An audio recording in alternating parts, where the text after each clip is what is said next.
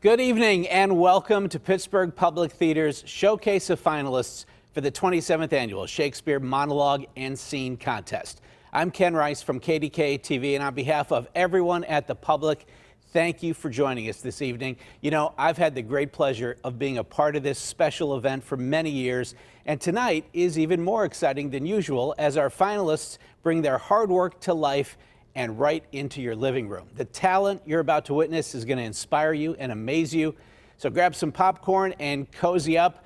The snow falling outside only adds to the atmosphere. And if for some reason it's not snowing right now, just give it a minute or two. Before we get started, though, let me take just a moment to recognize the company that helped make tonight possible, presenting sponsor Highmark. And I'm happy to introduce to you now Highmark's Executive Vice President of Corporate Affairs and a public theater trustee, Dan Honorato. Thank you, Ken. On behalf of Highmark Blue Cross Blue Shield, it is my pleasure to welcome you to this very special evening with Pittsburgh Public Theater. Each year, Highmark Health and its affiliates contribute millions of dollars to support hundreds of organizations and programs that improve health, well-being, quality of life in our community.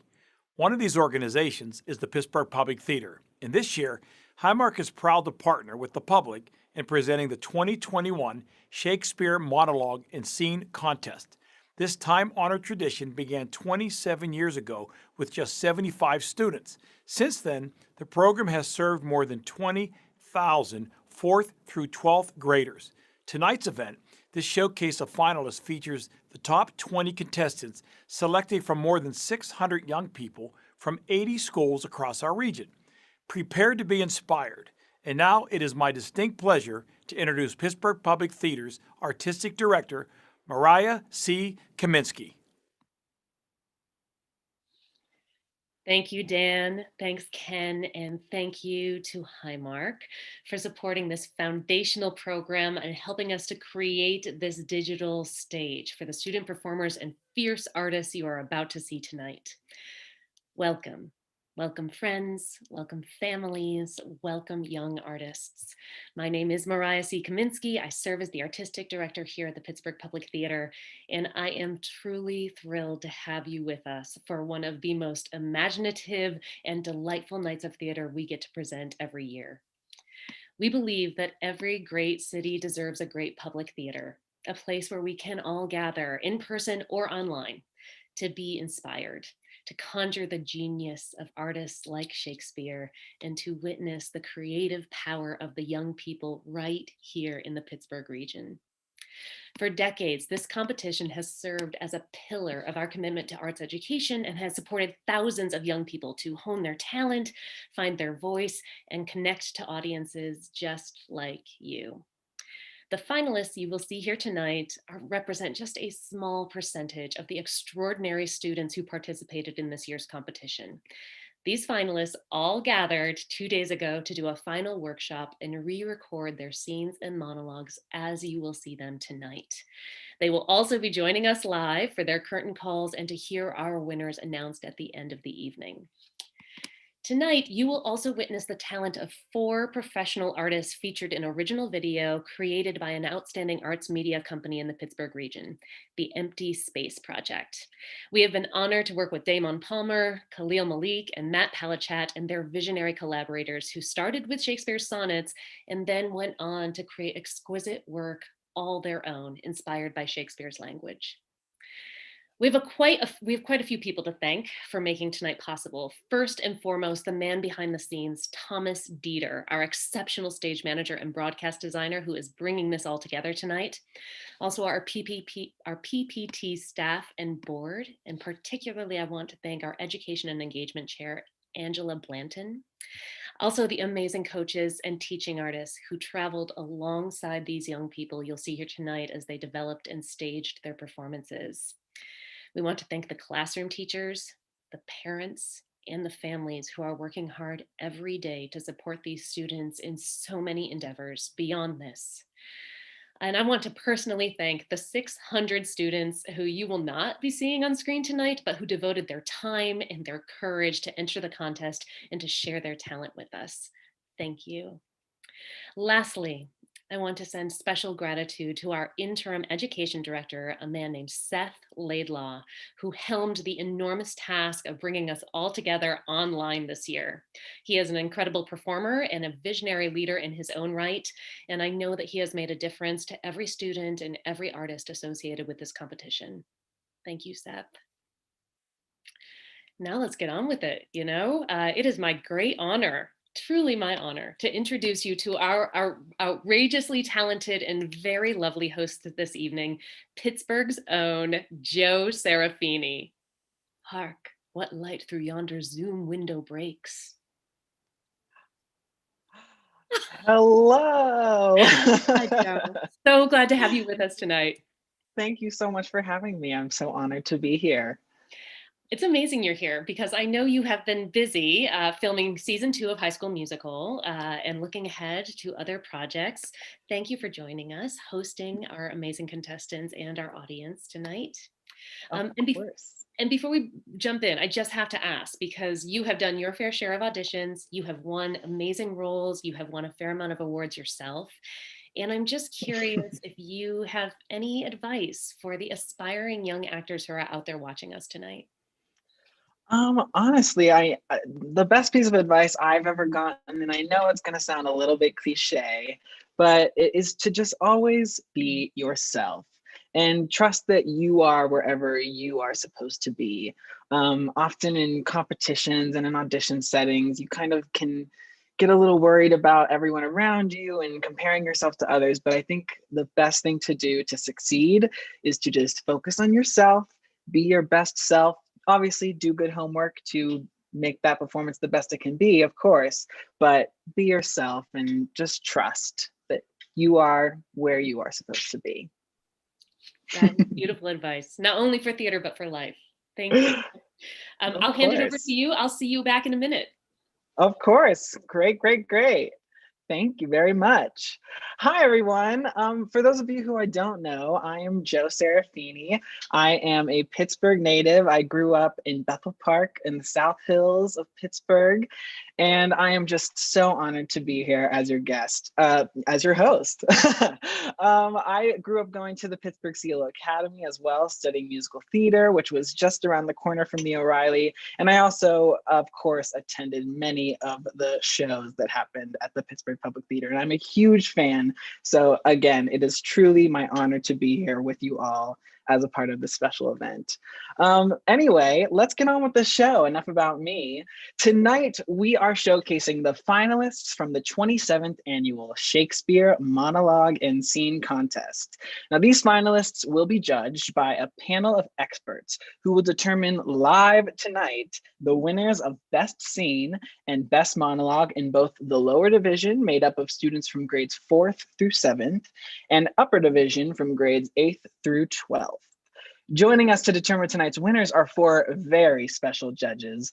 Please welcome to the screen, back to the screen, Pittsburgh Public Theater's Artistic Director, Mariah C. Kaminsky, Tony Bingham, an actor seen at the O'Reilly in many past productions, including Sweat, Hamlet, and Twelfth Night, Pittsburgh's arts and culture journalist with nearly 40 years at Pittsburgh Post-Gazette, Sharon Everson, and actor and producer on the stage and screen, most recently in Public Playtime's Romeo and Juliet last week, and graduate of Pittsburgh Kappa, where he once participated in the Shakespeare contest, Carter Redwood. Now, judges, before we get started tonight, what is one thing you are looking for in these young artists? Sharon, do you want to start us off? Sure, happy to. I'm looking for an emotional experience, as you would with any Shakespeare content. And I want the characterizations to make me feel all the feels, but mostly I want to see the humanity shine through the characters. Amazing. I'm super excited to see that as well. And Carter, how about you? What are you looking for? I would be looking for vocal expression and vocal clarity, diction, as well as physicality, making sure that they're fully in their bodies and fully connected to the character and the overall presentation. For sure. Wow, it's a lot of good stuff to be looking for. And Tony, what about you? I'm going to be looking for actors using lots of different tactics in trying to achieve an objective. Very great foundational acting points. I love it. So thank you all and for being here tonight, and you can head off screen and we will see you later. Now, the judges will be watching the students tonight live to make their final choices. We wish them and all of our finalists the best of luck. Now let's get started. First up tonight, I am pleased to welcome the top scenes from the lower division students.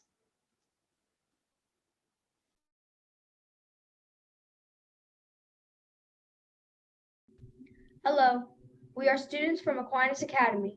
My name is Jonah Burchell and I will be playing Bottom. Hello, my name is Linus Burchell and I will be playing Peter Quince. We will be doing Act 1, Scene 2, A Midsummer Night's Dream. Is all our company here? You are best to call them generally, man by man, according to the script.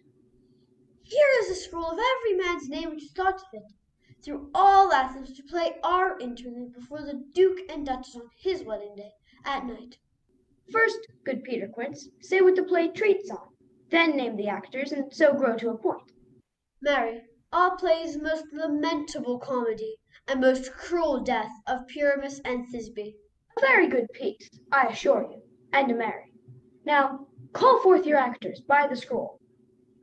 Nick Bottom, the weaver. Ready. Name what part I am for, and proceed. You, Nick Bottom, are set down for Pyramus. What is Pyramus? A lover or a tyrant?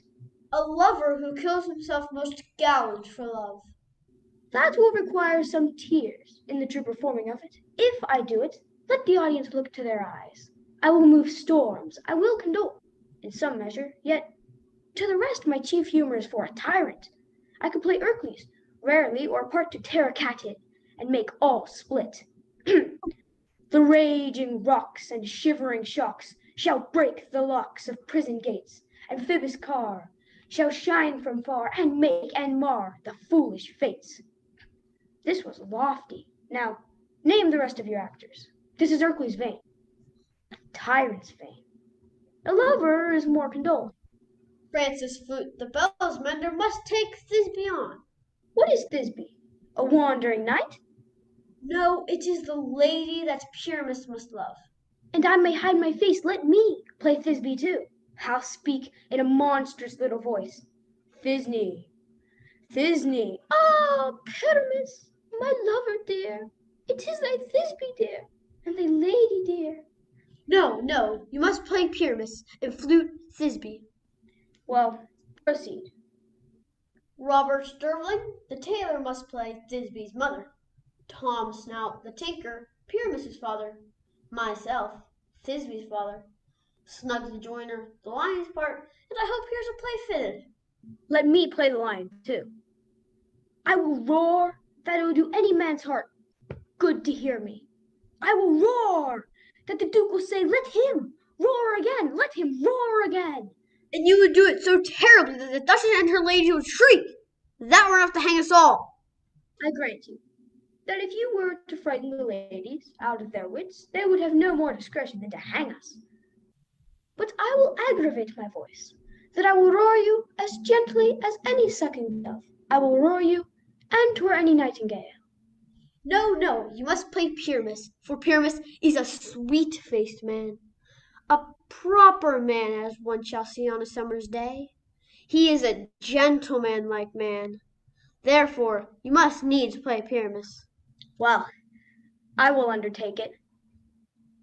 What beard were I best to play it in? Why, what you will. I will discharge it in either your straw-colored beard, your orange tawny beard, your purple ingrain beard, or your French crown-colored beard, your perfect yellow. Some of your French crowns have no hair at all. Then you play barefaced. But masters, here are your parts, and I desire you, entreat you, request you, to con them by tomorrow night, and meet me in the palace wood, a mile without town, by midnight. There we will meet, and there may we practice most obscenely and courageously. Take pains. Be perfect. Adieu. At the Duke's Oak we will meet. Enough. hold, or cut bowstrings. Thank you. Hi, my name is Ava. Hi, my name is Erin. And we are from Boys Middle School. And today we are performing Act 3, Scene 1 of A Midsummer Night's Dream. Why do they run away? This is a knavery of them to make me afeard. I see their knavery. This is to fright me, if they could. But I will not stir from this place. Do what they can. I will walk up and down here, and I will sing, that they shall hear I am not afraid. The oak so false and black of you with orange tawny bill, the thrust of it is next to the wren, this little quill. What angel wakes me from my flowery bed? The finch, the sparrow, and the lark, the place on cuckoo gray. There's no full many a man doth mark, and dares not enter nay. For indeed, who would set his wit to so foolish a bird? Who would give a bird the lie? Three cry, cuckoo, never so. I pray thee, gentle mortal, sing again. Mine ears much in more of thy note, so is mine eye in through thy shape. And thy fair verses forth doth move me. On the first beat to say, to swear, I love thee. Methinks, mistress, you should have little reason for that, and yet to say the truth, reason and love keep little company together nowadays. The more the pity that some honest neighbors will not make them friends. Nay, I can think upon occasion. Thou art as wise as thou art beautiful. Not so neither, but if I had wit enough to get out of this wood, I have enough to serve mine own turn. Out of this wood do not desire to go, for I am a spirit of no common rate. The summer still doth upon thy state, and I do love thee, therefore go with me. I shall give thee fairies to tend on thee, and they shall fetch thee jewels from the deep, and sing while pressed flowers thou sleep. I shall purge thy mortal grossness, thou shalt like an airy spirit go. Peace blossom, cobweb, moth, mustard seed, be kind and courteous to this gentleman. Hop in his walks and gambol in his eyes. Feed him with apricocks, dewberries, purple grapes, green figs, and mulberries. The honey-bags steal from the humblebees, and the night-tappers crop their waxen thighs, lighting them in the fiery glowworm's eyes. To have, my love, to bed and to rise, and pluck the wings from painted butterflies. To fan the moonbeams from his sleeping eyes, nod to him elves, and do him courtesies. I cry your worship mercy, heartily I beseech your worship's name. Come, wait upon him, lead him to my bower. The moon methinks looks with a watery eye, and when she weeps every little flower, lamenting some enforced chastity. Tie up my love's tongue, bring him silently. Thank you. Thank you.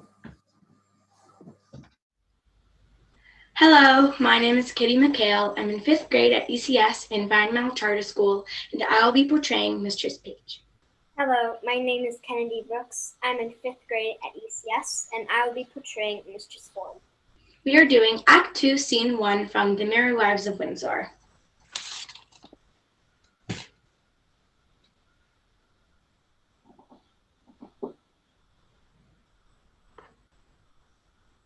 What a hue of jury is this!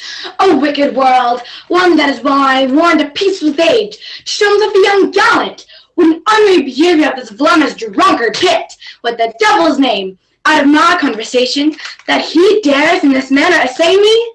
Why, he hath not been thrice my company. What shall I say to him? I was infrugal of my mirth. Heaven forgive me. Why, I'll exhibit a bill in the Parliament for the putting on of men. How shall I be avenged on him? For revenge I will be, as sure as his guts are made of puddings. Mistress Page, trust me, I was going to your house. And trust me, I was coming to you. You look very ill.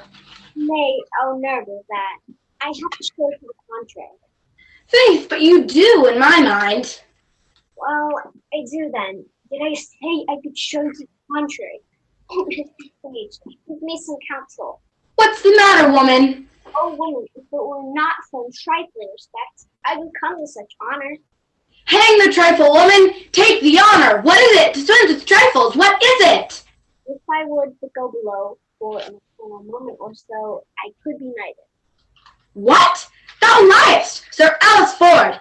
These knights will hack, and so thou shouldst not alter the argo of thy gentry. We burn daylight. Here, read. Perceive kindly united. Close with that men, and not to have an eye for difference the men's liking. Yet he would not swear, praised his modesty, and gave such orderly and well-behaved reproof to all uncomeliness that I would have sworn his disposition would have gone to the truth of his words. But they do no more adhere and keep place together than the 100 psalms to tune of green sleeves. What tempt this thy trout through this whale with so meat to boil in his belly ashore of Windsor? How shall I be revenged on him? I think the best way of entertaining hope. Wicked fire of lust hath melted humans and race. Did you ever hear the like? Letter for letter.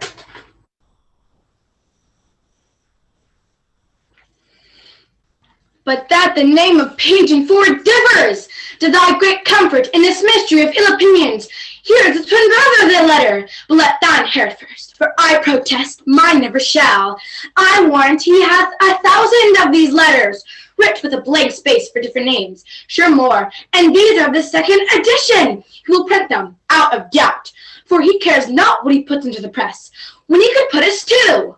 I'd rather be a giantess and live in Mount Pelion. Well, I'll find me 20 lascivious turtles and unchaste man.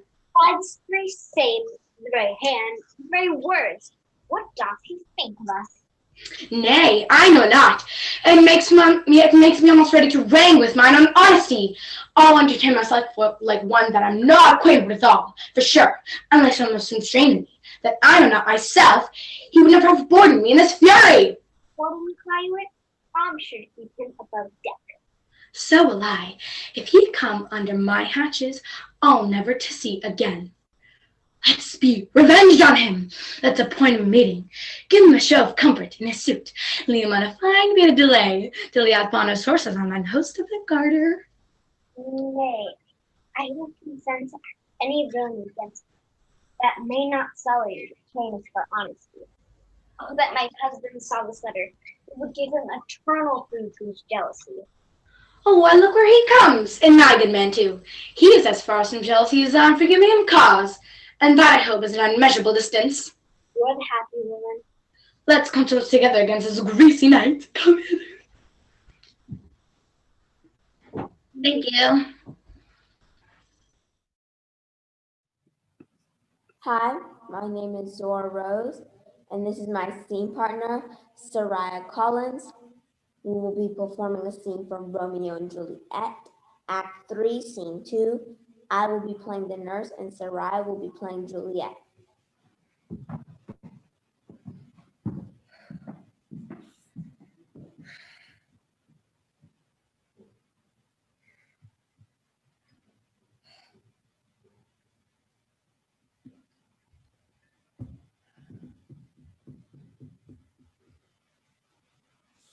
The clock struck 9 and I did send the nurse.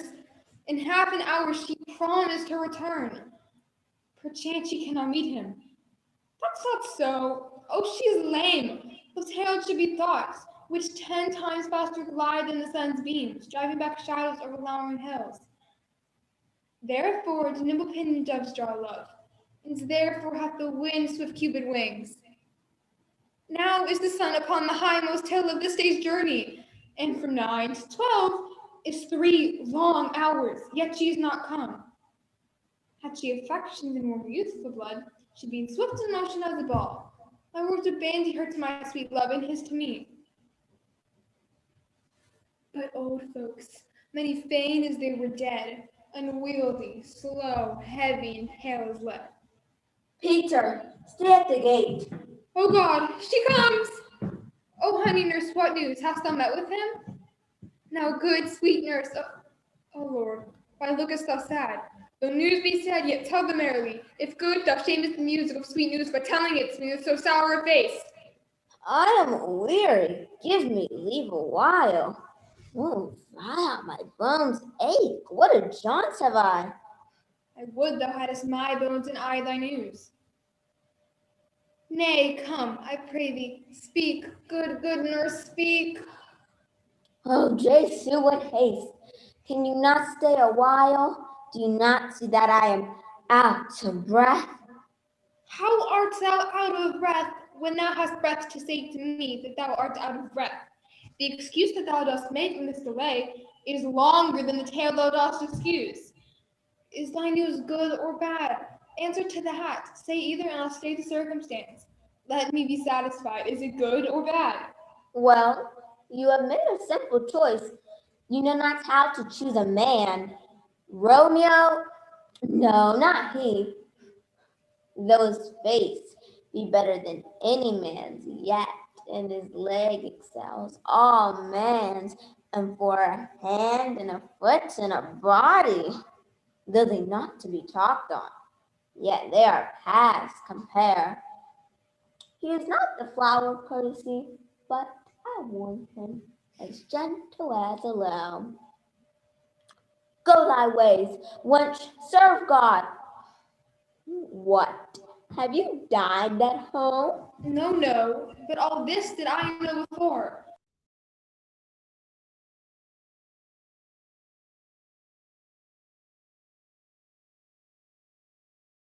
It would fall in 20 pieces.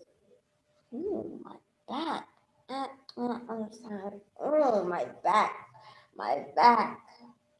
But show your heart for sending me to catch my death with jouncing up and down.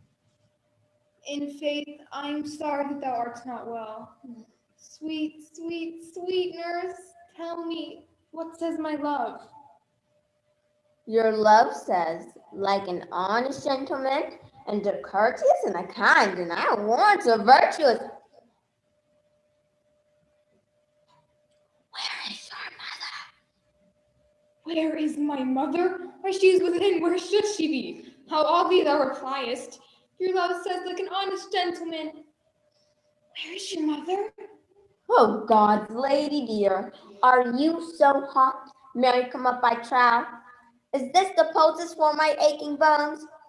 Henceforward, dear messages yourself. Here's such a coil.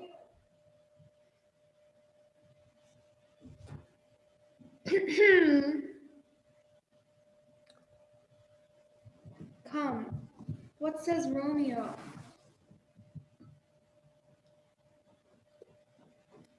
Have you got leave to go to shrift today? I have. Then hie you hence to Friar Lorn to sell. There stays a husband to make you a wife. Now comes the one to blood up in your cheeks. You'll be on scarlet straight at any news. Hie to the church, I must another way, to fetch a ladder by the which your love must climb a bird's nest. See what it is start. I'm begrudging toiling your delight, but you shall bear the burden soon at night. Go, out to dinner, hie to the cell. Hie to high fortune, honest nurse. Farewell.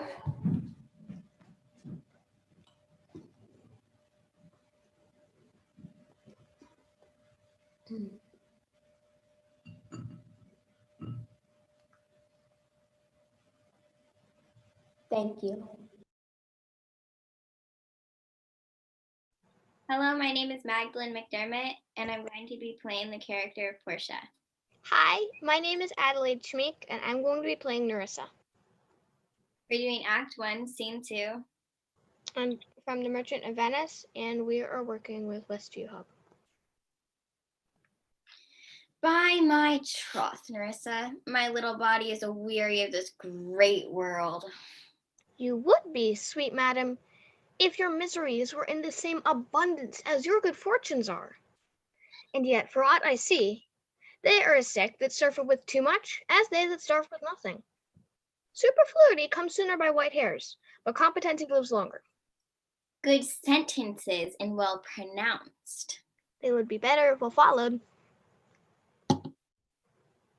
If to do were as easy as to know what we're good to do, chapels have been churches, and poor men's cottages, princes' palaces.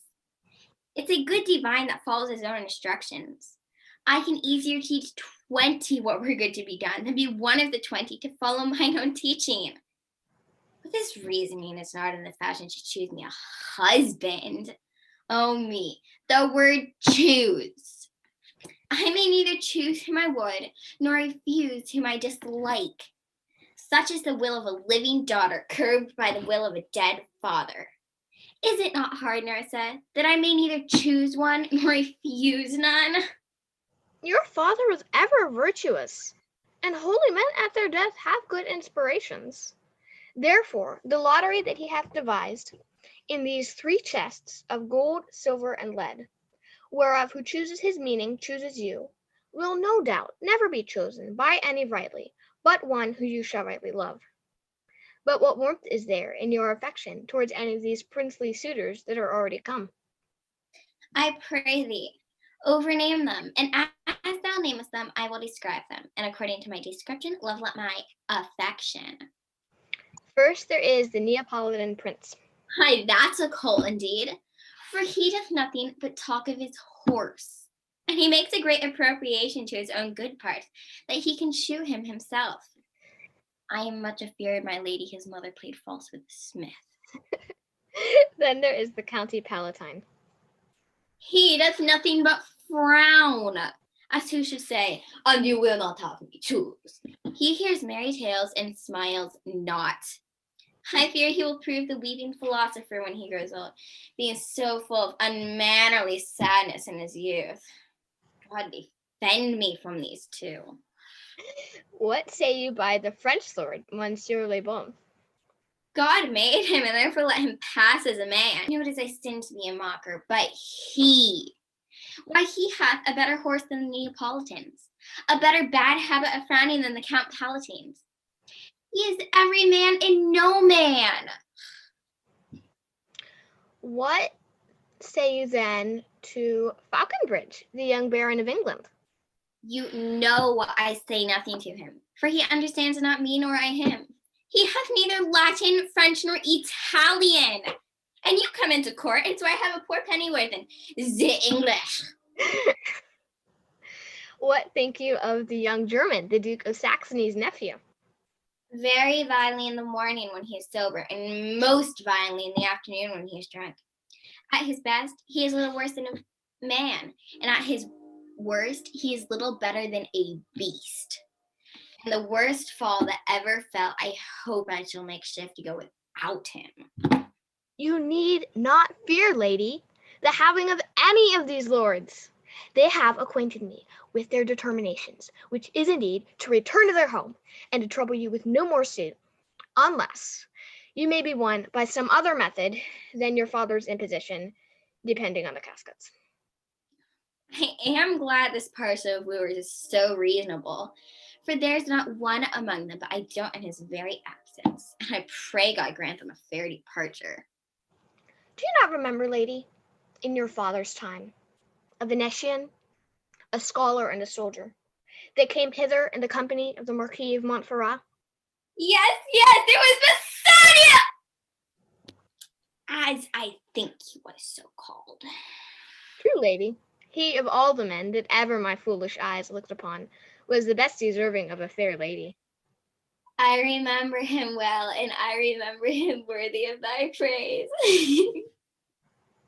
Thank you. Thank you. Wow, that was amazing. I'm so impressed. I'm pretty sure I didn't even know who Shakespeare was when I was that age. So I'm truly astounded by all of that talent that we just got to witness.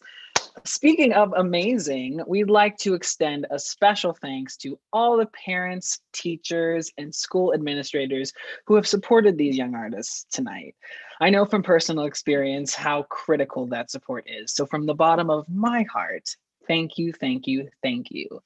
Now let's bring our lower division scene finalists back onto the screen for a final bow.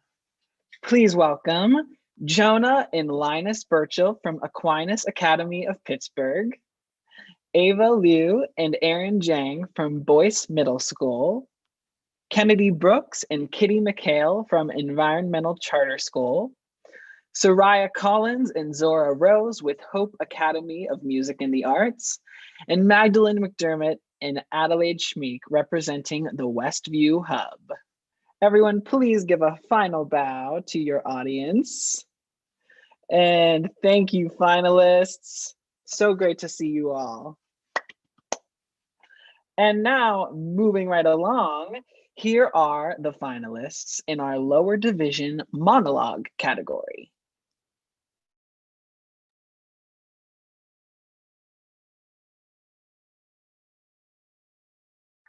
Hello, my name is Sidra Bandy. I'm from Hope Academy, and I'll be playing Ariel from The Tempest, Act 1, Scene 2. I boarded the kingship, now on the beak, now on the waist, the deck, in every cabin. I flamed amazement. Sometime I'll divide and burn in many places. On the topmast, the yards and bowsprit, would I flame distinctly, then meet and join. Jove's lightning, the precursors, oh, the dreadful thunderclaps, more momentary and sight outrunning were not, the fire and cracks of sulphurous roaring, the most mighty Neptune seemed to besiege and make his bold waves tremble, yea, his dread trident shake. Not a soul, but felt the fever of the mad and played some tricks of desperation. All but mariners plunged in the foaming brine and quit the vessel. Then all afire with me. The king's son, Ferdinand, with hair upstaring, then like reeds, not hair, was the first that leapt, cried, "Hell is empty, and all the devils are here." Thank you. Hi, my name is Declan Nobroda. I will be performing Comedy of Errors, Act 5, Scene 1 as Antipholus of Ephesus, and I go to McMurray Elementary. Thank you. My liege, I am advised what I say, neither disturbed with the effect of one, nor heady rash, provoked with raging ire. Albeit, my wrongs might make one wiser mad. This woman locked me out to stay from dinner. That goldsmith there, were he not packed with her, could witness it, for he was with me then, who parted with me to go fetch a chain, promising to bring it to the Perpentine, where Balthazar and I did dine together. Our dinner done, and he not coming thither, I went to seek him. In the streets I met him, and in his company that gentleman. There did this perjured goldsmith swear me down that I this day of him received the chain, which God he knows I saw not. For the which he did arrest me with an officer. I did obey and sent my peasant home for certain ducats. He with none returned, then fairly I bespoke the officer to go in person with me to my house. By the way, we met my wife, her sister, and a rabble more of vile confederates. Along with them, they brought one pinch, a hungry, lean-faced villain, a meager anatomy, a mountebank, a threadbare juggler, and a fortune teller, a needy, hollow-eyed, sharp-looking wretch, a dead-looking man. This pernicious slave forsooth took on him as a conjurer, and gazing in mine eyes, feeling my pulse, and with no face, as tore out facing me, cries out, I was possessed. Then all together they fell upon me, bound me, tore me thence. And in a dark and dankish vault at home, there left me and my man both bound together. Till gnawing with my teeth, my bonds in sunder, I gained my freedom, and immediately ran hither to your grace. I beseech to give me ample satisfaction for these deep shames and great indignities. Thank you. Hello, my name is Olivia Lee. I go to North Allegheny Cyber Academy, and I will be performing Act 3, Scene 2 from Romeo and Juliet. I will be portraying Juliet. Shall I speak ill of him that is my husband? Oh. poor my lord. What tongue shall smooth thy name when I, thy 3 hours wife, have mangled it? But wherefore, villain, didst thou kill my cousin? That villain cousin would have killed my husband. Back, foolish tears, back to your native spring. Your tributary drops belong to woe, which you, mistaking, offer up to joy. My husband lives that Tybalt would have slain, and Tybalt's dead that would have slain my husband. All this is comfort. Wherefore weep I then? Some word there was, worser than Tybalt's death that murdered me. I would forget it fain, but oh, it presses to my memory like damned guilty deeds to sinners' minds. Tybalt is dead, and Romeo banished. That banished, that one word banished, had slain 10,000 Tybalts. Tybalt's death was woe enough, if it had ended there, or if sour woe delights in fellowship and newly will be ranked with other griefs. Why followed not when she said Tybalt's dead, thy father or thy mother, nay, or both, which modern lamentations might have moved? But with the reward of following Tybalt's death, Romeo is banished. To speak that word is father, mother, Tybalt, Romeo, Juliet, all slain, all dead. Romeo is banished. There is no end, no limit, measure, bound in that word's death. No words can that woe sound. Where is my father and my mother, nurse? Thank you. Hello, my name is Kymer Cogdell Freeman. I go to Pittsburgh Kappa, and I will be portraying Hamlet.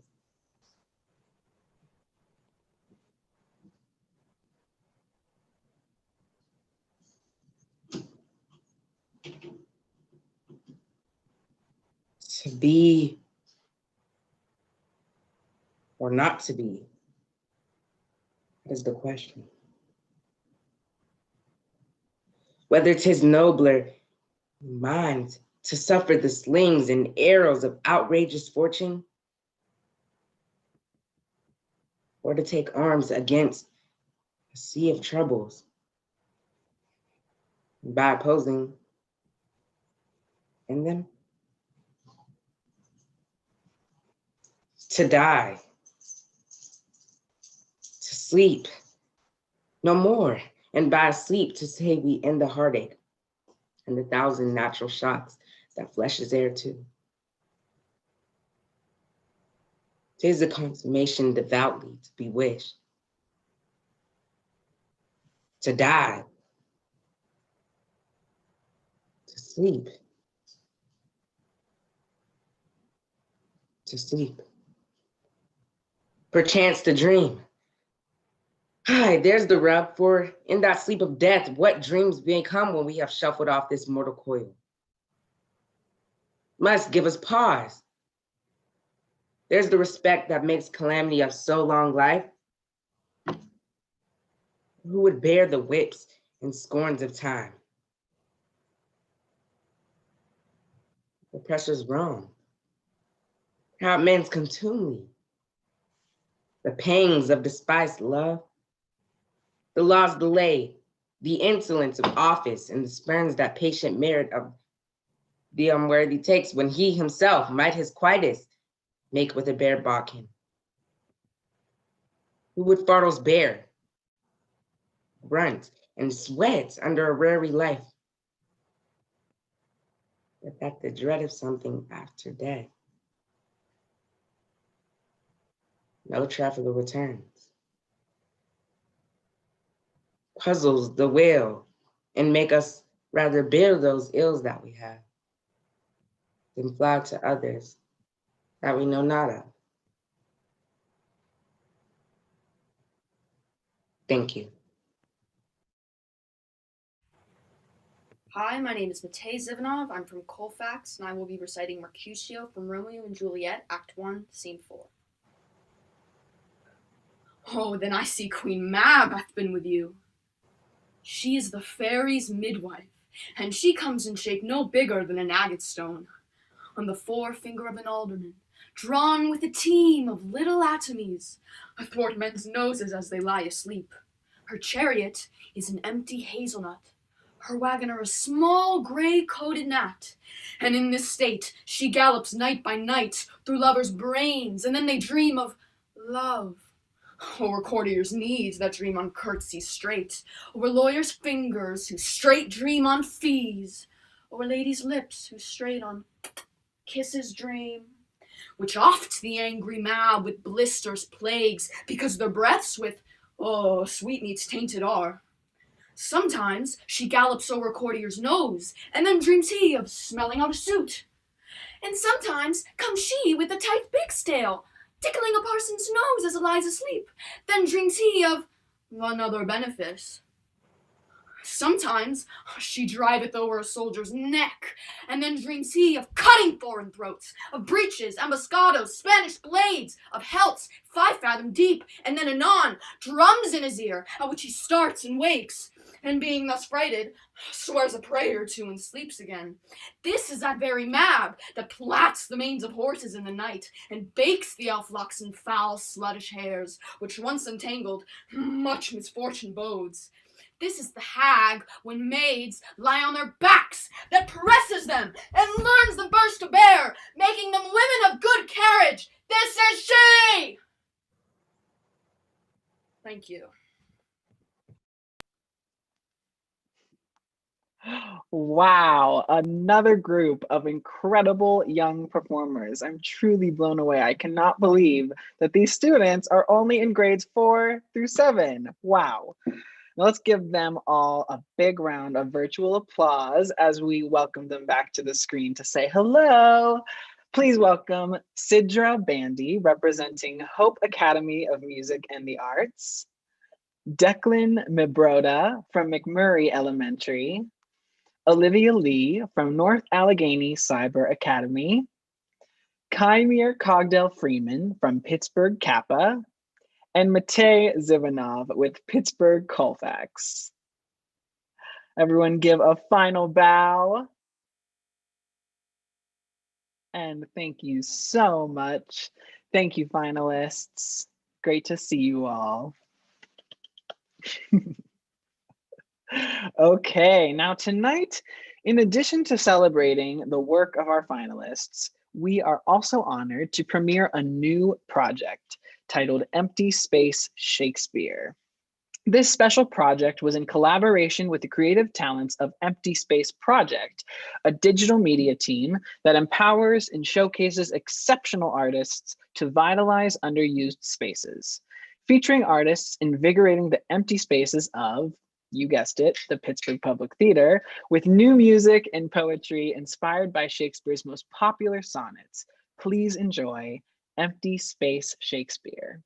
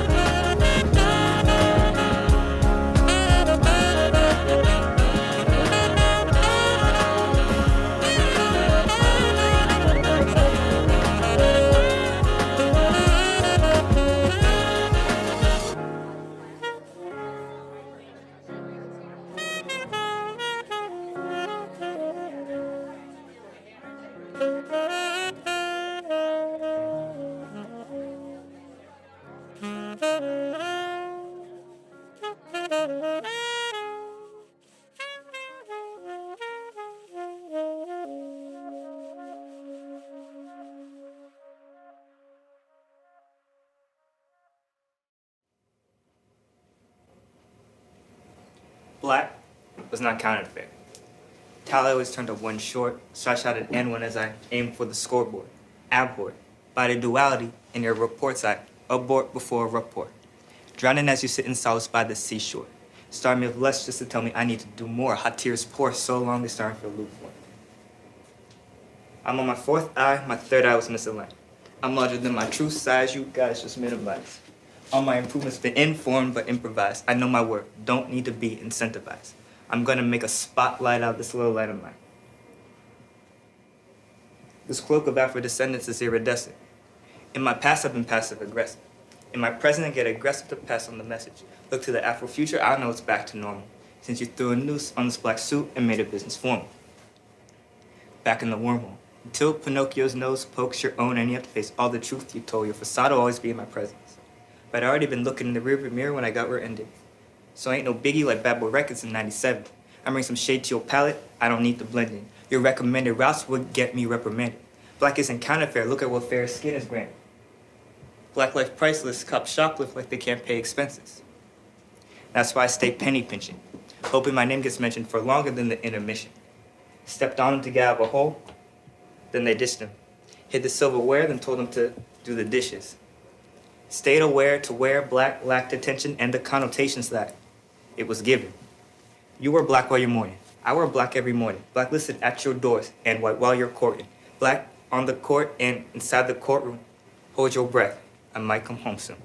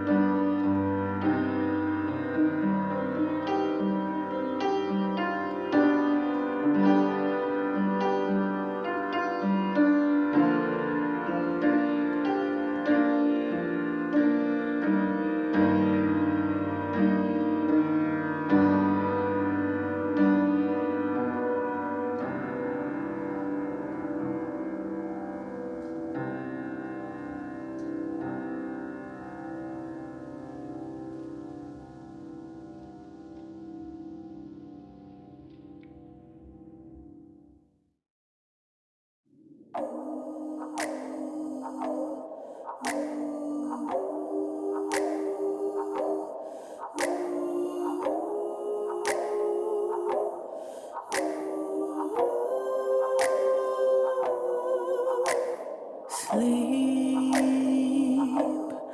where could you be? My patience is expired. The lonely night speaks to me. Oh, sleep, to you I beg and plead. To end the thoughts that plague, like lovers gone astray. Alone I softly weep. Hey, creep in my flesh, let me succumb to you. Please lay me down so I no longer choose to wrestle this mind when I'm about to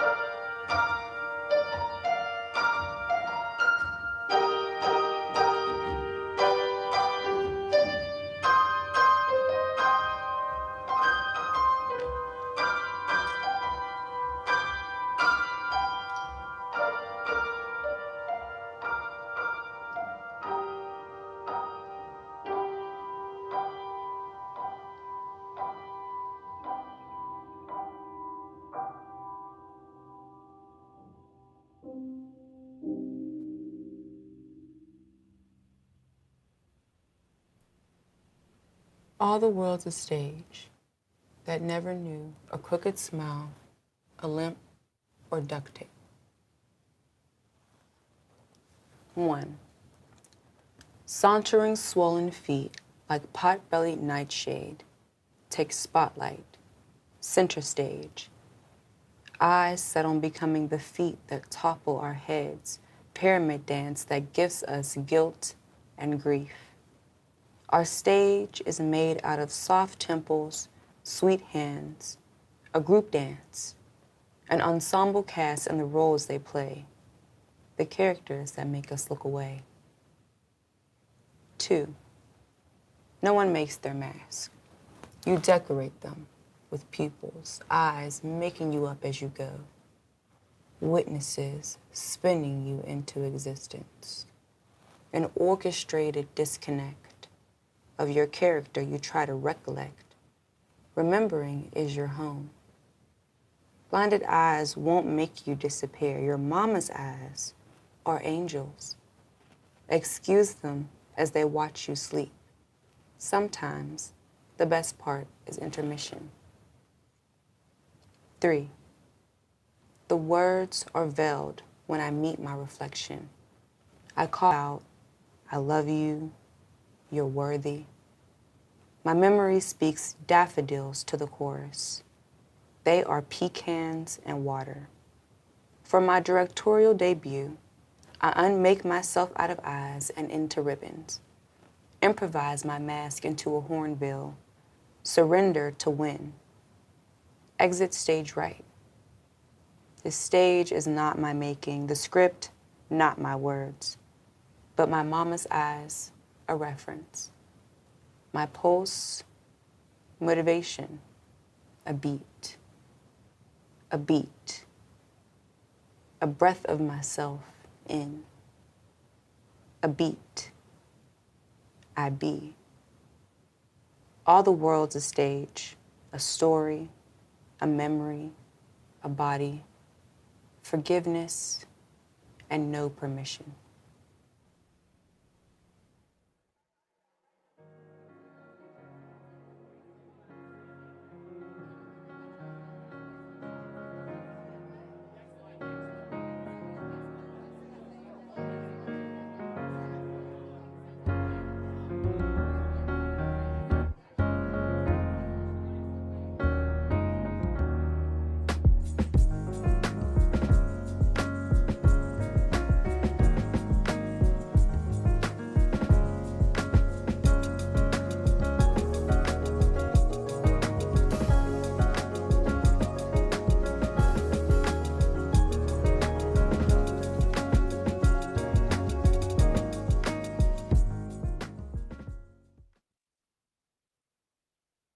Wow, that was so beautiful. Now that makes me miss seeing live performances at the O'Reilly Theater. The energy of that live performance, that live music, in that big, vast open space, ready to just share in an experience together. I love that. This project featured new work from artists Jake Barber, Stephen Montanar, Inez, and another Shakespeare Contest alum, Alona Williams. Now, let's go back to our finalists. Up next are our top scenes from the upper division, grades 8 through 12.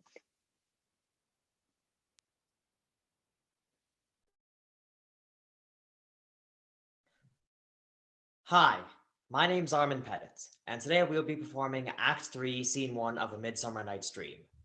I will be playing Peter Quince, Ishan will be playing Bottom, and Rohan will be playing Starveling. Are we all met? Pat, and here's a marvellous convenient place for our rehearsal. This green plot shall be our stage. This hawthorn brake, our tiring house. And we will do it in action, we will do it before the Duke. Peter Quince. What sayest thou, Bully Bottom? There are things in this comedy of Pyramus and Thisbe that will never please. First, Pyramus must draw a sword to kill himself, which the ladies cannot abide. How enter you that? By'r Lakin, a parlous fear. I believe we must leave all the killing out when all is done. Not a whit. I have a device to make all well. Write me a prologue, and let the prologue seem to say we will do no harm with our swords, and that Pyramus is not killed indeed. And for the more better assurance, tell them that I, Pyramus, am not Pyramus, but Bottom the Weaver. This will put them out of fear. Well, we will have such a prologue, and it shall be written in 8 and 6.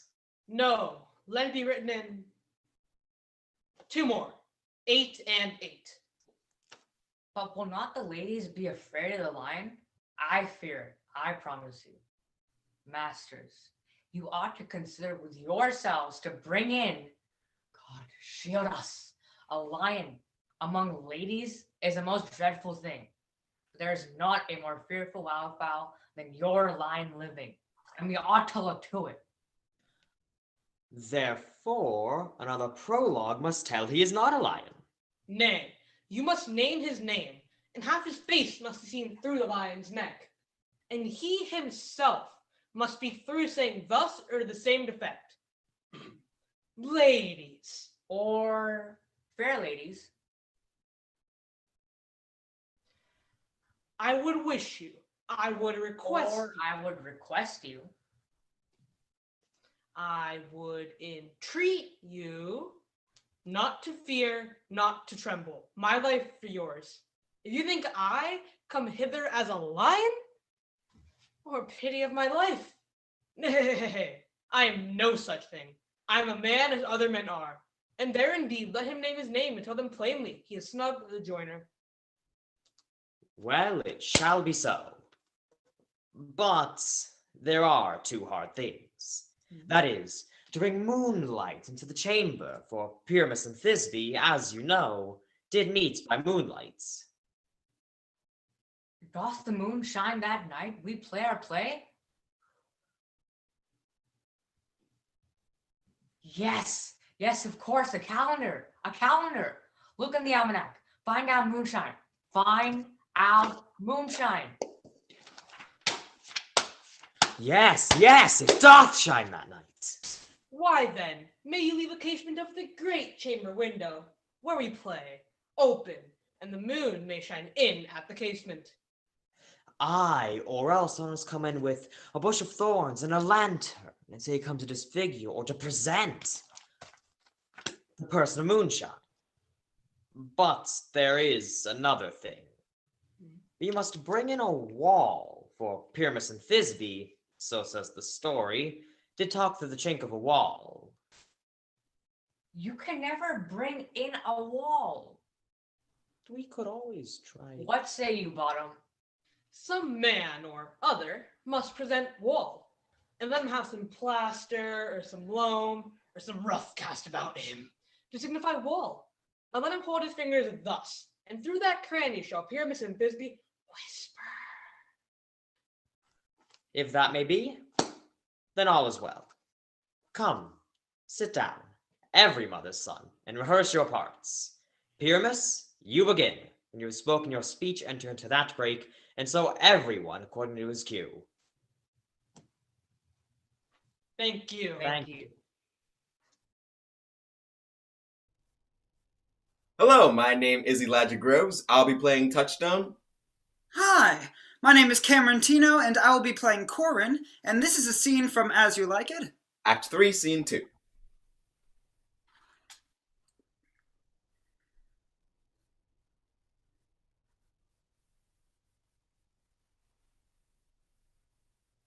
And how like you this shepherd's life, Master Touchstone? Truly, shepherd, in respect of itself, it is a good life. But in respect it is a shepherd's life, it is not. In respect it is solitary, I like it very well.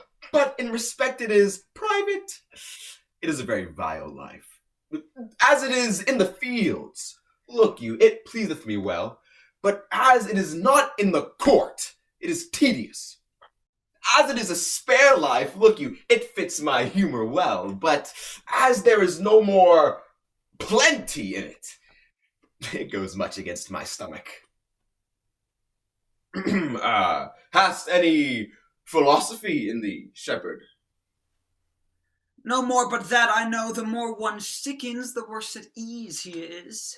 And that he, that wants money, means, and content, are without 3 good friends. That the property of rain is to wet, and fire to burn. That good pasture makes fat sheep. And that a great cause of night is lack of the sun. That he that hath learned no wit by nature nor art may complain of good breeding, or comes from a very dull kindred.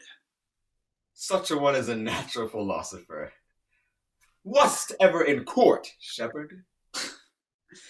No, truly. Then thou art damned. Nay, I hope.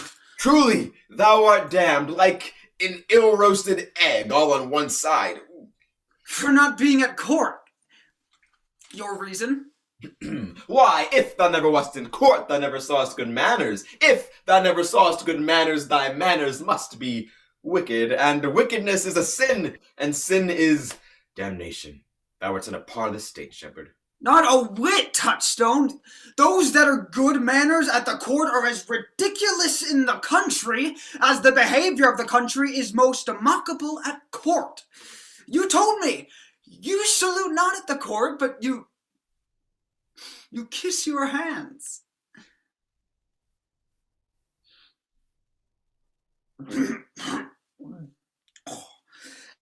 That courtesy would be uncleanly if courtiers were shepherds. Instance, come, briefly. Instance. Why, we're still handling our ewes, and their fells, you know, are greasy. Why, do not your courtier's hands sweat? And is not the grease of a mutton as wholesome as the sweat of a man? Shallow, dear shepherd, a sounder instance, come. Besides, our hands are hard. Your lips will feel them the sooner. Shallow again, dear shepherd, a sounder instance, come. And they are often tarred over with the surgery of our sheep. And would you have us kiss tar? The courtier's hands are perfumed with civet. No, most shallow man, thou art worm's meat in respect of a good piece of flesh. Learn of the wise and perpend. Civet is of a baser birth than tar, the very uncleanly flux of a cat. Mend the instant, shepherd, come. You have too courtly a wit for me. I'll rest.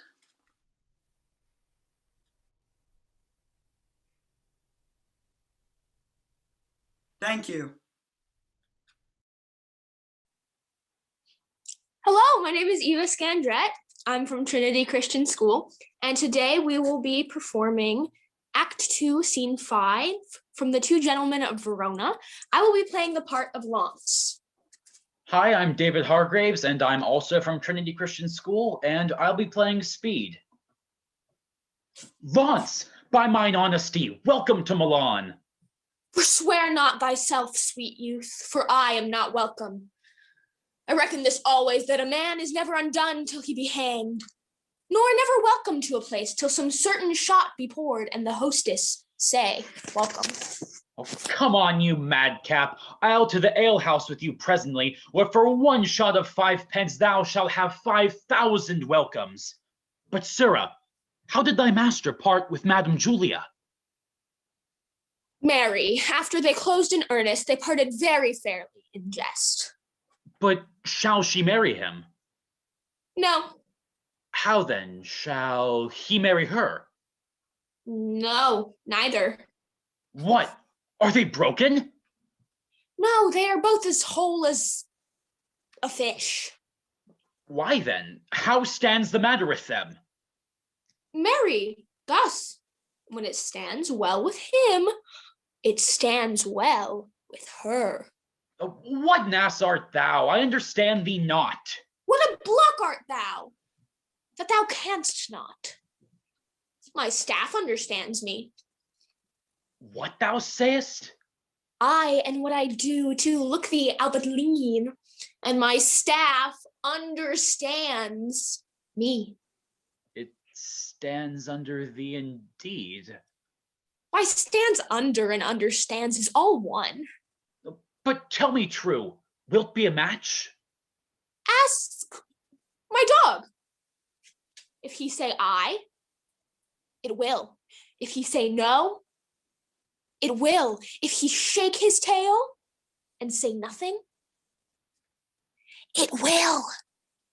The conclusion is then that it will. Ah, thou shalt never get such a secret from me, but by a parable. 'Tis well that I get it so. But Launce, how thou sayest that my master is become a notable lover? I never knew him otherwise. Then how? A notable lubber, as thou reportest him to be. Why, thou horse and ass, thou mistakest me. Why, fool, I meant not thee. I meant thy master. I tell thee, my master is become a hot lover. Well, I tell thee, I care not, though he burn himself in love. If thou wilt, go with me to the alehouse, where, if not, thou art a heathen, a blackguard, and not worth the name of a Christian. Why? Because thou hast not so much charity in thee as to go to the ale with a Christian. Wilt thou go? At thy service.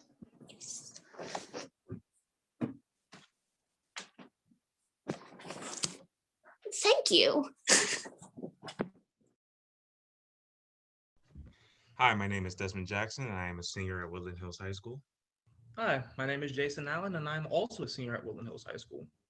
Today we will be performing A Midsummer Night's Dream, Act 2, Scene 1. I will be portraying Helena. And I'll be portraying Demetrius. All right. Ready? Yep. I love thee not, therefore pursue me not. Where is Lysander, fair Hermia? The one I'll slay, the other slayeth me. Thou toldst me they were stolen into this wood, and here am I, and woed within this wood, because I cannot find my fair Hermia.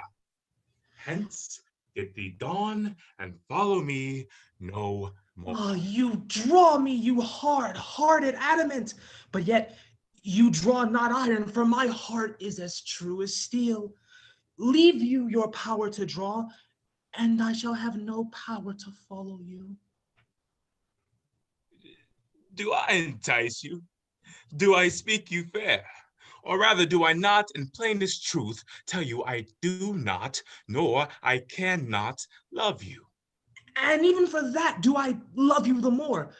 I am your spaniel, and Demetrius, the more you beat me, I will fawn on you. Use me but as your spaniel, spurn me, strike me, neglect me, lose me. Only give me leave. Unworthy as I am to follow you, what worser place can I beg for your love? And yet, a place of high respect with me, than to be used as you use your dog. Tempt not too much the hatred of my spirit, but ugh, for I am sick when I look on thee. And I am sick when I look not on you. You do impeach your modesty too much to leave the city and commit yourself into the hands of one that loves you not, to trust the opportunity of night and the ill counsel of a desert place with the rich worth of your virginity. Your virtue is my privilege. For that, it is not night when I do see your face. Therefore, I think I am not in the night. Nor doth this world lack worlds of company. For you, in my respect, are all the world. Then how can it be said that I'm alone when all the world is here to look upon me? I will run from thee and hide me in the brakes and leave thee to the mercy of wild beasts. Oh, but the wildest hath not such a heart as you. Run when you will, the story, it shall be changed.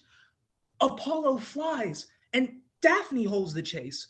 The dove pursues the griffin, the mild hind makes speed to catch the tiger, bootless speed, when cowardice pursues, and valor flies. I will not stay thy questions. Let me go. Or if thou follow, do not believe, but I shall do thee mischief in the wood.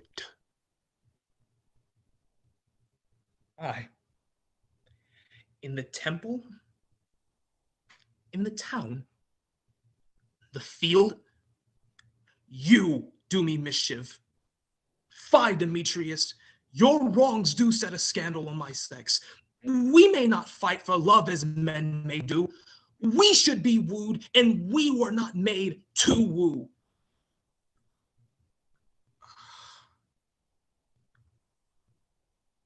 I'll follow thee and make a heaven of hell. To die upon the hand I love so well. Thank you, everyone. Thank you.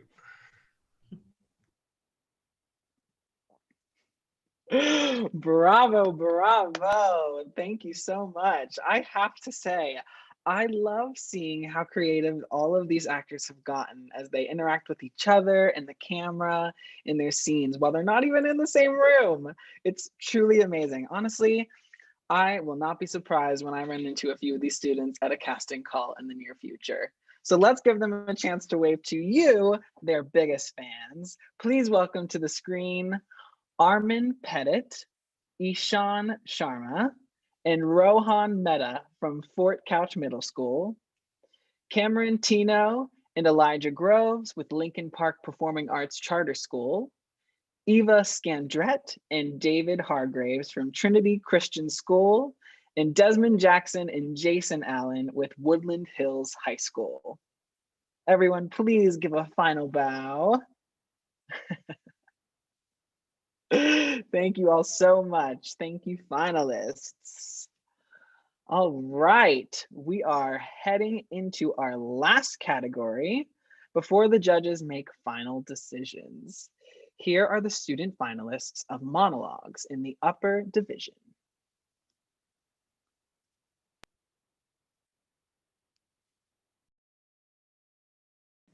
Hello, my name is Annabelle Tu, and I'll be portraying Joan of Arc from Act 5, Scene 4 of Henry VI, Part 1.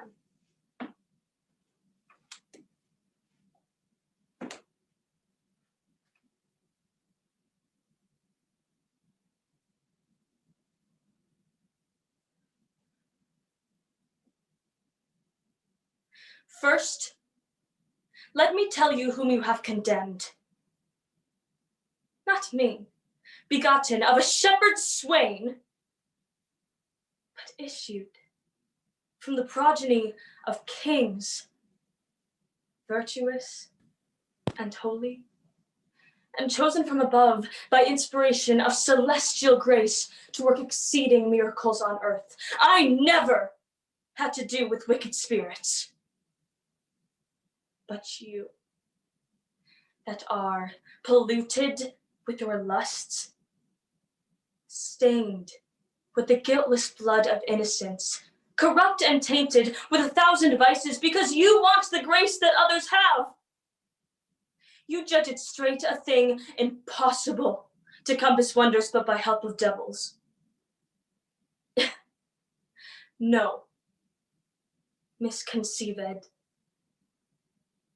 Joan of Arc hath been a virgin from her tender infancy, chaste and immaculate in very thought, whose maiden blood, thus rigorously effused, will cry for vengeance even at the gates of heaven.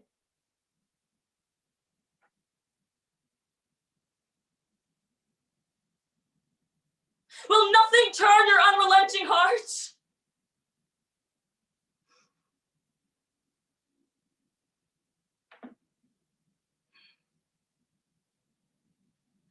Then lead me hence, but with whom I leave my curse.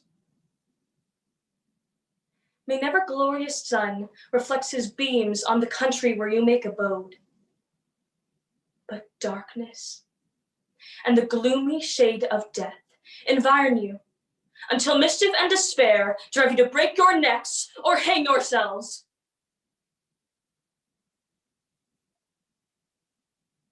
Thank you.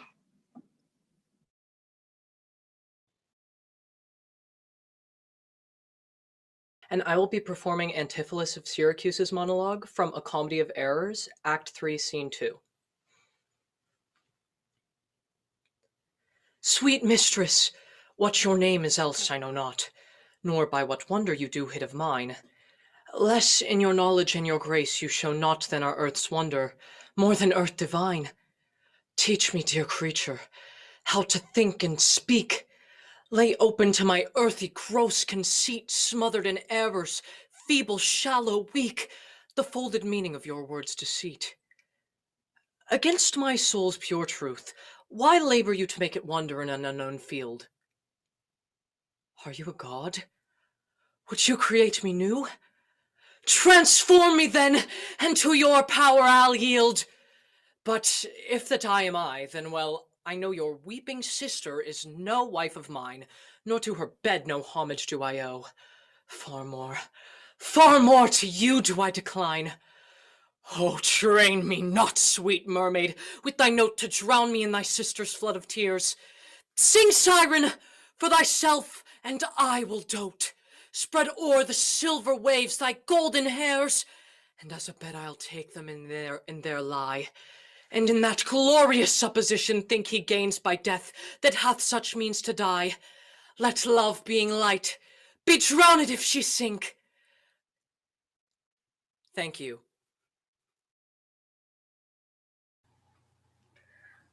Hello, my name is Angelia. Today I will be portraying Constance from King John, Act 3, Scene 4.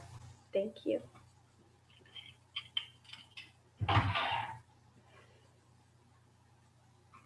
No!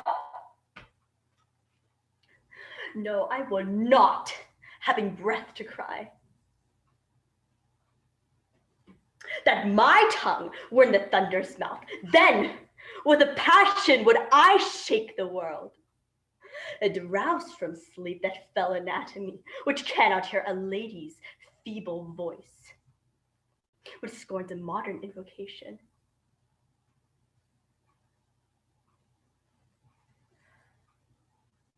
Thou art not holy to belie me so. I am not mad. This hair I tear is mine.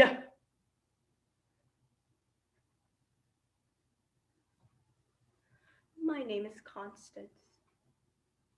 I was Geoffrey's wife. Young Arthur is my son, and he is lost.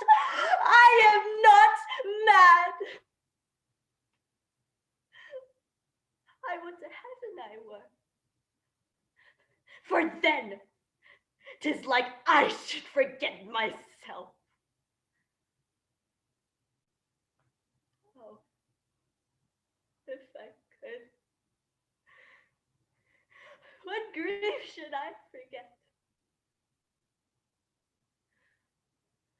Preach some philosophy to make me mad, and thou shalt be canonized, Cardinal, for being not mad but sensible of grief. My reasonable part produces reason.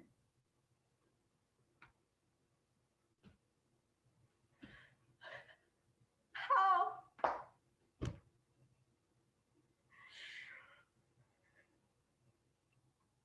I may be delivered of these woes, and teaches me to kill or hate myself.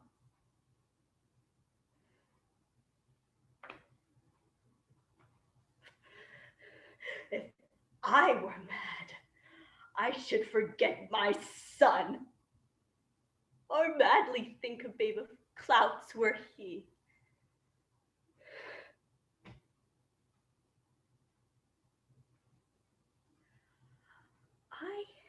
I am not mad.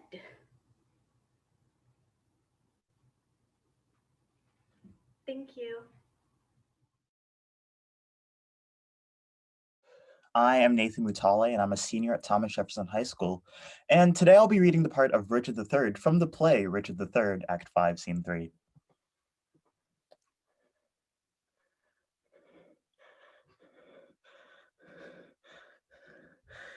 Bring me my horse, bind up my wounds, have mercy, Jesu.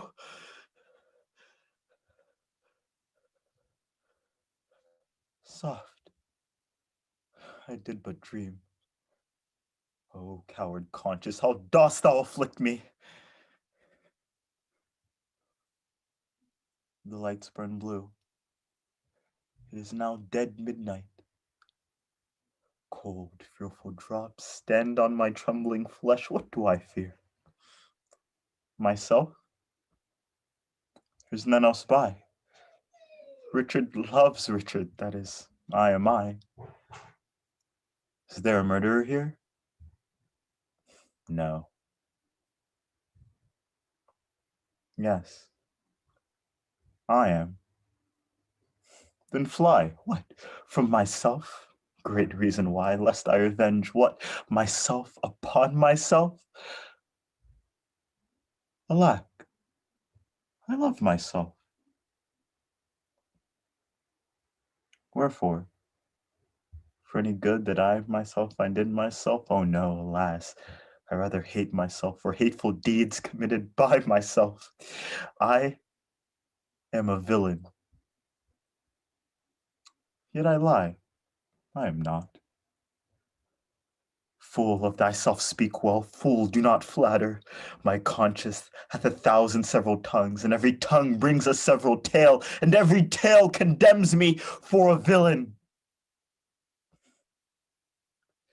Perjury. Perjury in the highest degree, murder.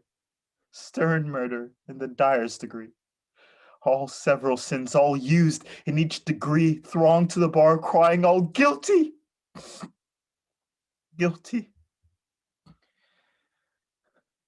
I shall despair that no creature loves me. And if I die, no soul shall pity me. Wherefore should they? Since that I myself find in myself no pity to myself.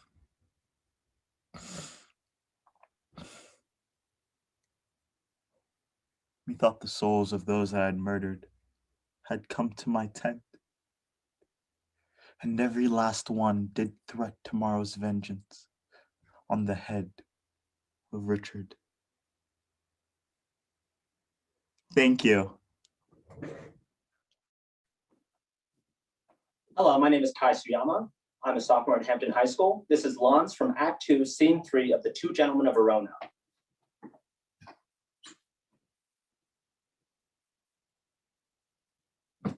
Nay!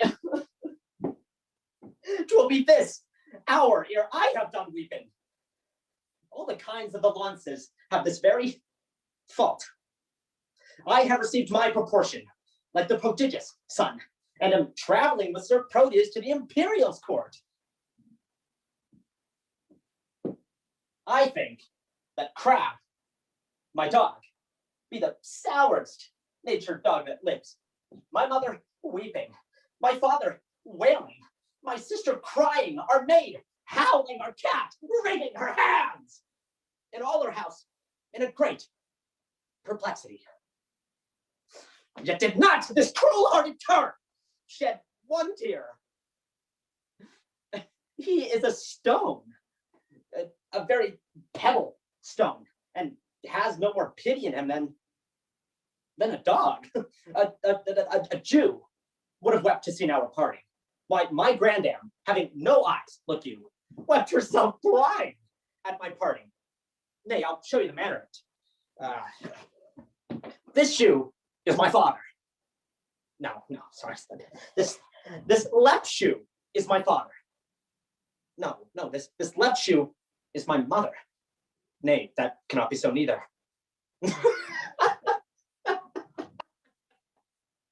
Yet it is so. It hath a worser soul.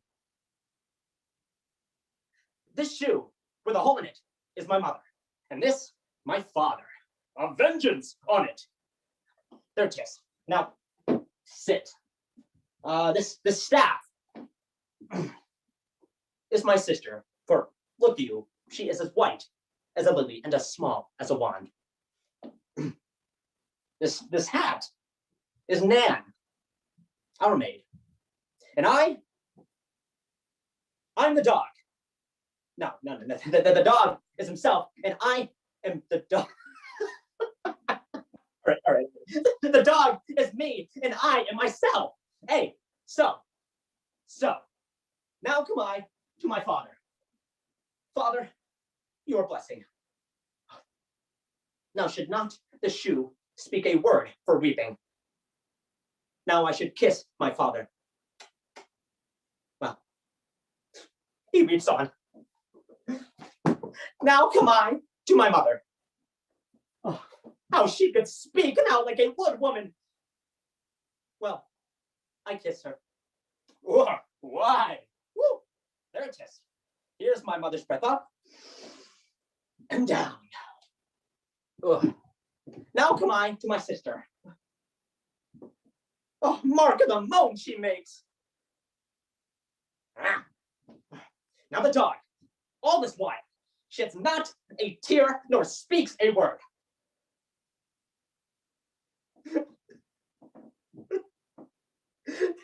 But see how I weigh the dust with my tears.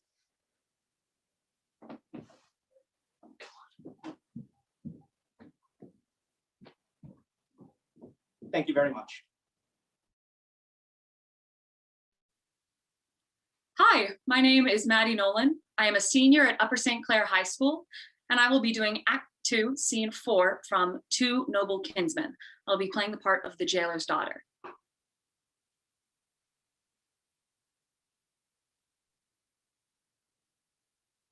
Why should I love this gentleman? 'Tis odds he never will affect me. I am base. My father the mean keeper of this prison, and he a prince. To marry him is hopeless. To be his whore is witless. Out upon! What pushes are we wenches driven to when 15 once has found us? First I saw him. I, seeing, thought he was a goodly man. He has as much to please a woman in him, if he pleased to bestow it so, as any these eyes yet looked on.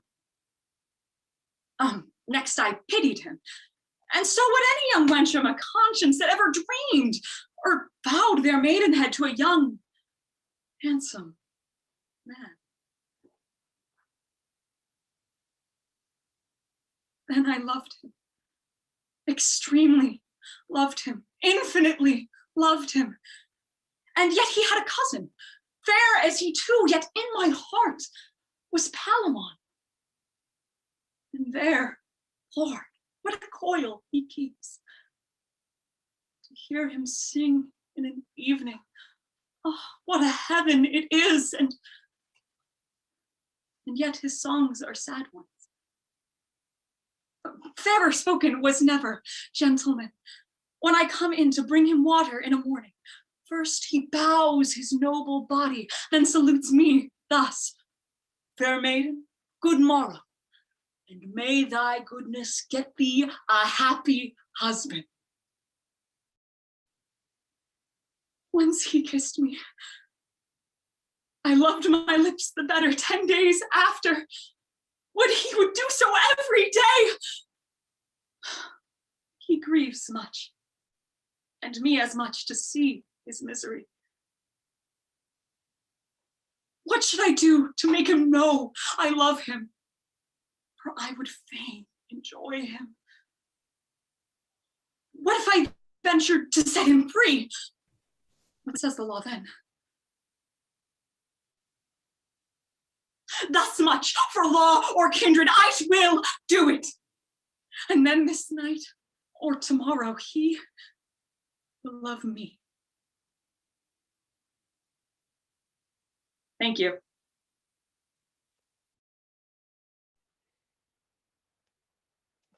I feel like I'm just going to sound like a broken record when I say this word again, but wow. I mean, what a beautiful job from everyone involved. What a wonderful way to wrap up the performance portion of our evening together. I think it is very clear that these students have worked incredibly hard over the past few months to bring these monologues and scenes to life, all in the midst of a quarantine and the challenges that this past year has presented. I truly tip my virtual hat to all of you. Now let's welcome these students back for their final waves. Please welcome Annabelle Tu from Pittsburgh Kappa, Colin Apt with Peters Township High School, Angelia Larson from Slippery Rock High School, Nathan Mutale with Thomas Jefferson High School, Kai Suyama from Hampton High School, and Maddie Nolan with Upper St. Clair High School. Everyone, please give a final bow. Beautiful. Thank you, finalists. Bravo. Wow, wow, wow. Again, I do not envy our judges. Now, as they deliberate over this challenging decision, it is my honor to introduce Linda Adelsperger from Hope Academy, the recipient of last year's Rob Zellers Award, here to present the award to this year's recipient. Please welcome Linda.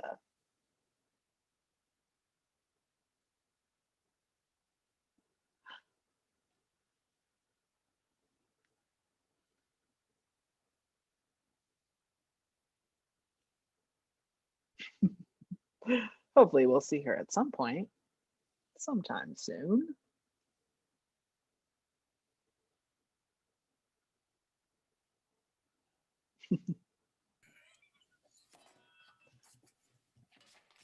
I gotta say, oh, here she is. Hello. Thanks, Joe. Hi, everyone. It's such a pleasure to be joining all of you here tonight. At this time, I have the great honor of presenting the Rob Zellers Award for Excellence in Arts Education to this year's recipient. This marks the 20th year of involvement in the Shakespeare Monologue and Scene Contest for this educator. Rob Zellers provided this quote about her.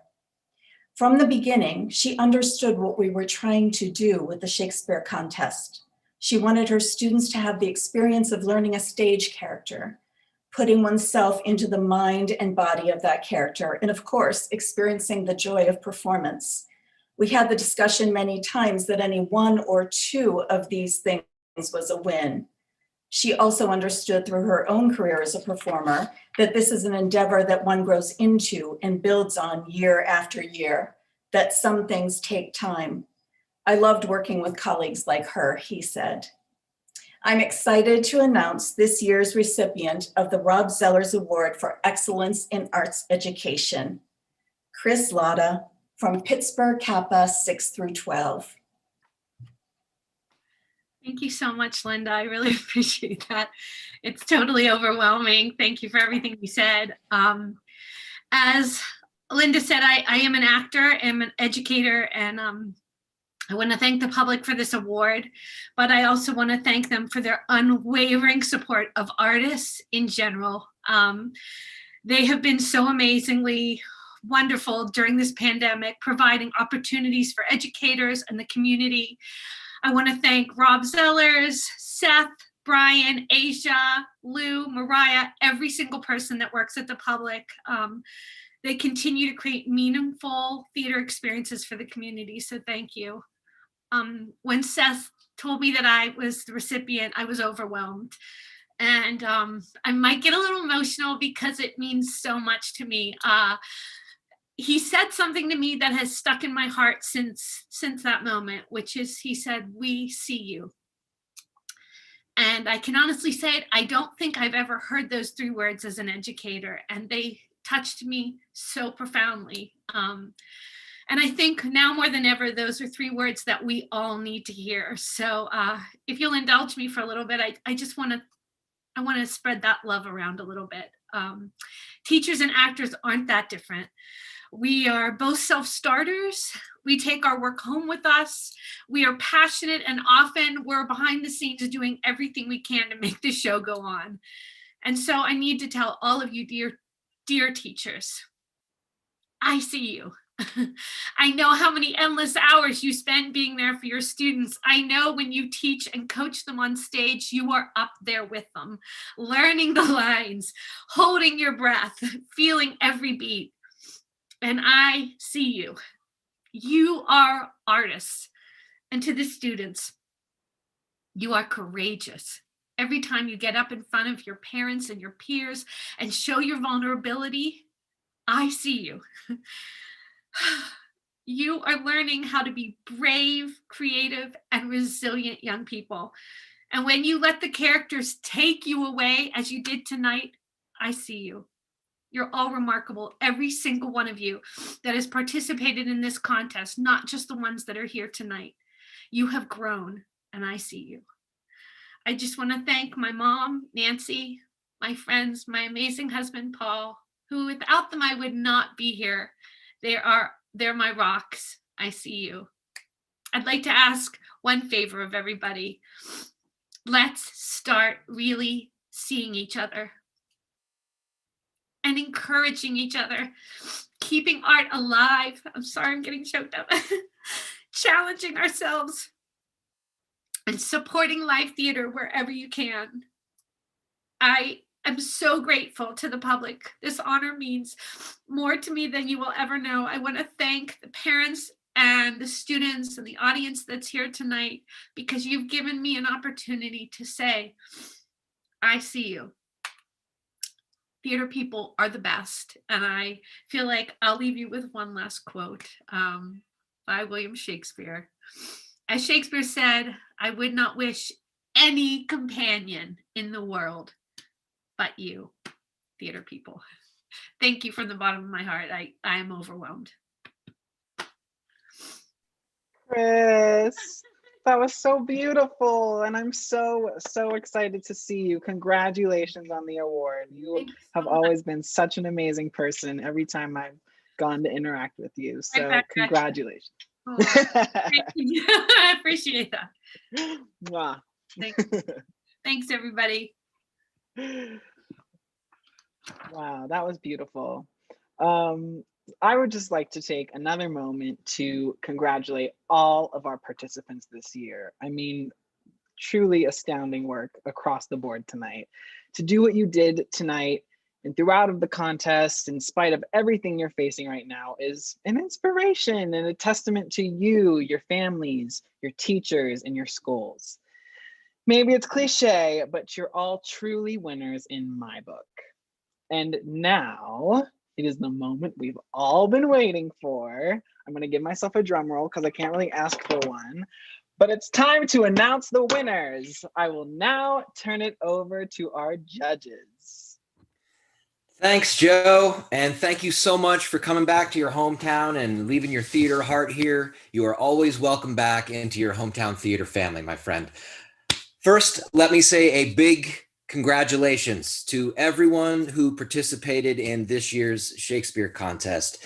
The performances were absolutely inspiring. And no matter what happens tonight, don't quit, don't quit, don't quit. This is the way. Theater is the way. Okay. Tonight, I have the honor of announcing the best scene in the lower division that we saw way earlier at the top of the night. And the award tonight goes to Magdalene McDermott and Adelaide Schmeek, The Merchant of Venice, Westview Hub. And I'd like to welcome you guys back to the screen to tell us how you're feeling and give us some words of wisdom. Congratulations. I can't actually undo my video because but we're so grateful. But we're so grateful. Oh wait, here I can now. Yes, hi. Thank you so much. Oh wow, I can't believe it.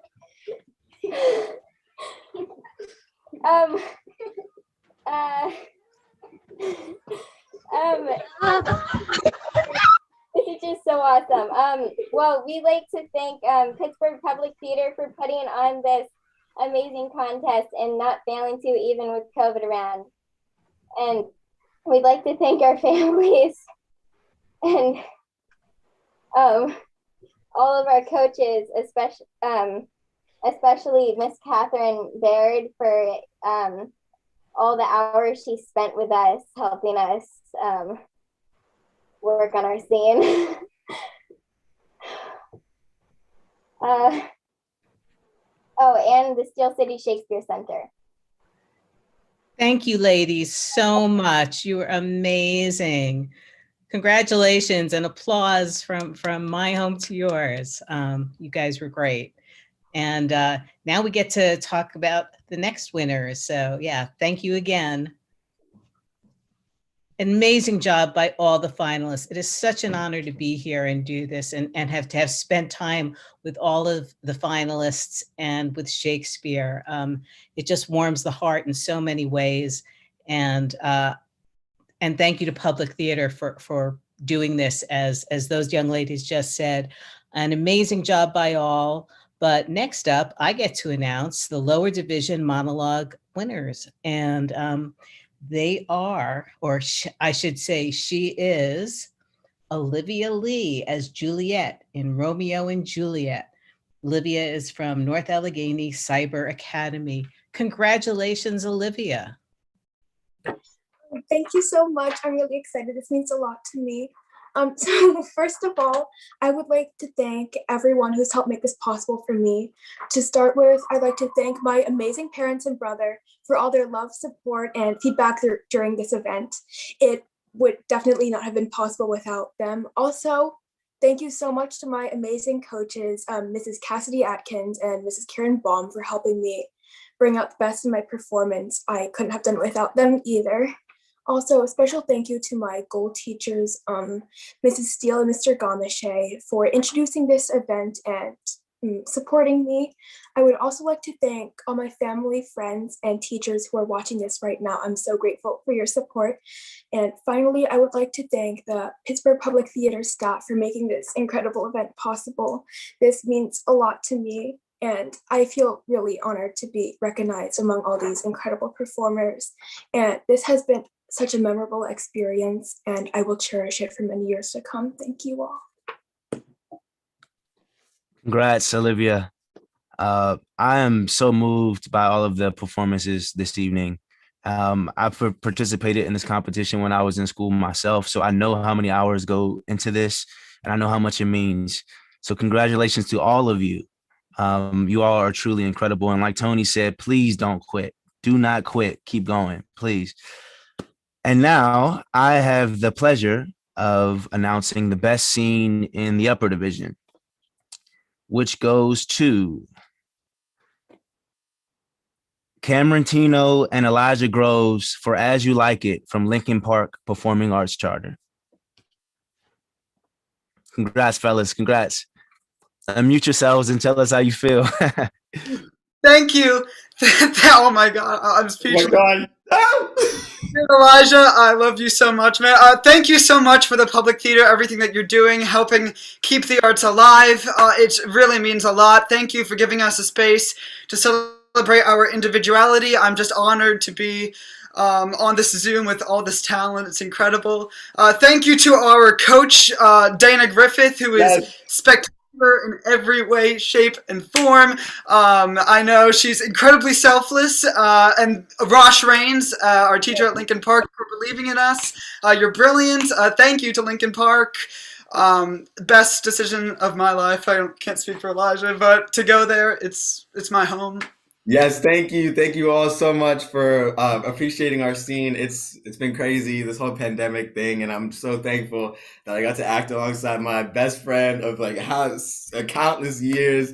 I love you so much, Cameron. We did this. I'm so proud of us. Shout out to our families for watching and supporting us. As always, we wouldn't be here without you. And congratulations to everyone else who even submitted, and it was an honor to work alongside you guys and to see your work ethic. It was just so amazing and impressive, and we're very humbled and thankful to be on this virtual stage tonight. Woo! Yeah! Thank you, Christy Jeter, who is incredible in every way, shape, and form, and Michael Campaigner from the collective. I love you guys. You're my home. You're my family. You're so grateful. Thank you so much. Thank you. Bye. Congratulations, Cameron and Elijah, and applause for all of our winners so far tonight. What an incredible night. I know I speak for all the judges when I say I think we have been as nervous as you are. And to everybody who was here tonight, you have moved us, you have cracked us up, and you have given us hope. Great, visceral, joyful hope, not only for the future of theater, but for the stories that you all will forge in the years ahead. Thank you for taking this stop with us tonight. And now it is my honor to announce the best monologue in the upper division. Tonight, this award will be a tie between Kai Suyama, representing Hampton High School, who performed Two Gentlemen of Verona, and Maddie Nolan from Upper St. Clair High School, who played the jailer's daughter from Two Noble Kinsmen. Kai and Maddie, I'd like to welcome you both to this screen. Congratulations. Would you like to go first? So much. You go first. Man, I need to think for a minute. Okay. I know this past year has been quite a roller coaster, to say the least, but I'm truly grateful to still have been given the opportunity to perform alongside some unbelievably talented actors doing what most. So I would personally like to thank my school district's enrichment facilitator, Dr. Serbinsky, for everything that she's done for me, my Shakespeare acting coach, Jenny, for helping me prepare for the monologue, Miss Cohen for getting me interested in the competition 2 years ago, my mom, dad, brother, sister, aunts, uncles, cousins, who are currently in a different state right now. Hey guys, for always giving me unconditional love and support.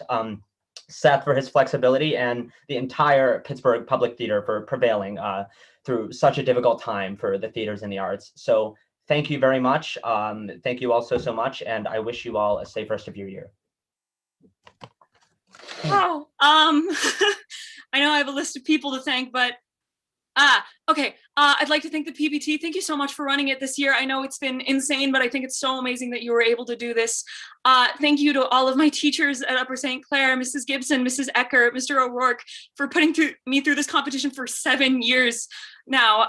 And thank you to my parents, who, when I wake them up at 11 before the competition and be like, I need like 3 hours work on this monologue, responding with notes instead of get out of my bedroom. And thank you to my fellow competitors. It has been such an inspiration to watch all of you perform, and it has been so amazing to learn from all of you. And thank you so much, everyone, for participating. This is insane. Thank you. Thank you, Maddie. Congratulations again to all of our finalists, all of our winners. I also want to, I just hear it in all the things, to congratulate the teachers and the parents and the families out there. Thank you for making this possible. We all know you are the people who make this possible. And one last thank you to Seth Laidlaw, our interim director of education, who conceived this entire event and brought all of us together for tonight. All of tonight's winners will receive a complete works of William Shakespeare, and their schools will receive a $250 cash award. And now I would like to call back to our screen our gracious, talented host, Joe Serafini. Thanks for holding this space with us.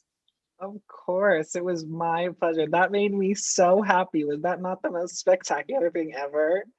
I mean, getting to see everyone in their homes, but still being able to take part in this event was just so magical to me.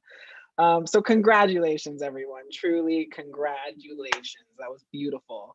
Thank you again to the participants, our area educators, Shakespeare contest coaches, judges, Pittsburgh Public Theater staff, and presenting sponsor, Highmark, and all of our generous sponsors. And a special thanks to you, our audience, for tuning in. It's been my absolute pleasure to be here with you, and I look forward to the day when we can all gather together in person at the O'Reilly Theater once again. Have a great night, everyone. Much love. Mwah.